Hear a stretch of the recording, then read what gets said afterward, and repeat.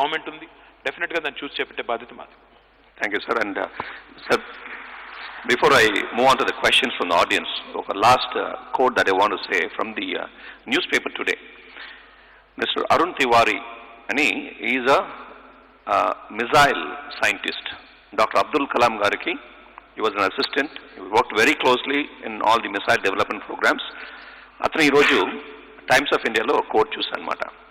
He said, Hyderabad will become Asia's hub for high-tech business, replacing Dubai and Singapore in the next 10 years by virtue of the major, developments that are happening, and again technology companies that are coming in, spanning across all industries.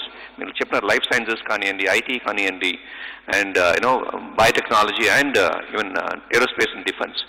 So what he's saying is that it is supported by a robust higher education ecosystem in Telangana.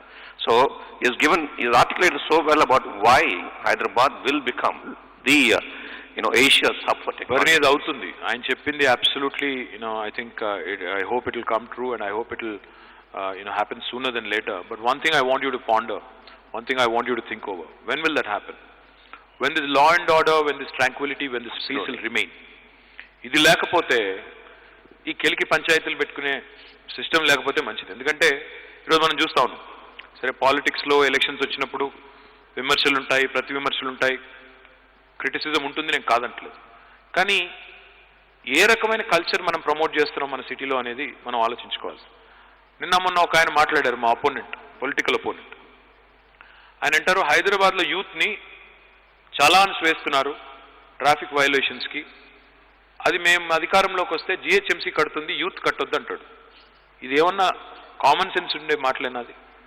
ఇంకొక ఆయన అంటాడు, లేదు మీరు తాగి నడిపినా పర్వాలేదు, ముగ్గురు నడిపినా పర్వాలేదు, బండి మీద నలుగురు కూర్చున్నా పర్వాలేదు, కానీ మిమ్మల్ని మాత్రం ఫైన్ వేయం. ఓట్ల కోసం ఇంత దిగజారాలా? ఇంకో బాధ ఏంటంటే, నేను ఏదో ఒకటి చేసి, ఏది ఏమైనా సరే ఏదో ఒకటి చేసైనా సరే ఎట్టి పరిస్థితుల్లో హైదరాబాద్లో కొంతమందిని విలన్లుగా చిత్రీకరించే ప్రయత్నం చేస్తున్నారు. ఇది మంచిది కాదు. కమ్యూనల్ హార్మనీ దెబ్బతినే విధంగా, కమ్యూనిటీస్ మధ్యన తగాదా పెట్టే విధంగా, ఇది for an election to do that is a cardinal sin. So therefore my point is, ఇదంతా ఇప్పుడు మీరు చెప్పింది జరగాలి, హైదరాబాద్ గ్రోత్ మొమెంటం కొనసాగాలి అన్నప్పుడు I request all of you to kindly consider one thing. మనకి డిసైసివ్ పాలసీస్ కావాలా లేదా డివైజివ్ పాలిటిక్స్ కావాలా?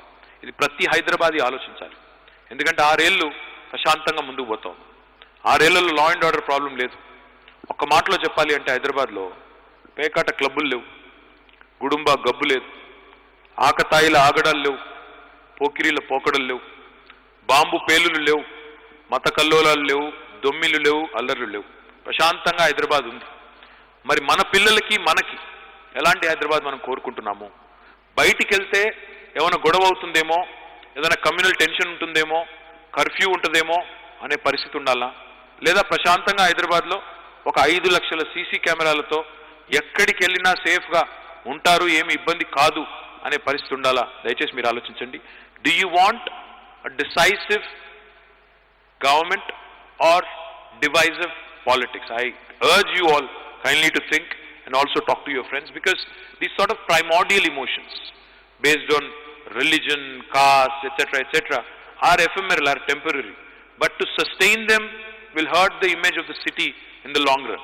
Politics lo 4 ఓట్ల కోసం, 4 సీట్ల కోసం, ఒక కార్పొరేషన్ ఎన్నిక కోసం ఇంత దిగజారి రాజకీయం చేయడం అనేది ఎవరికి మంచిది కాదు, సిటీకి ముఖ్యంగా మంచిది కాదు. ఇప్పుడిప్పుడే city is on a growth trajectory. To destroy this, to stop it, to actually stall it is nothing but idiocy. So therefore I appeal to all of you to kindly say no to hate politics, say no to this kind of hatred, and say no to this kind of rhetoric which is not good for any Hyderabadi anywhere in the world. Thanks. So now let me just conclude that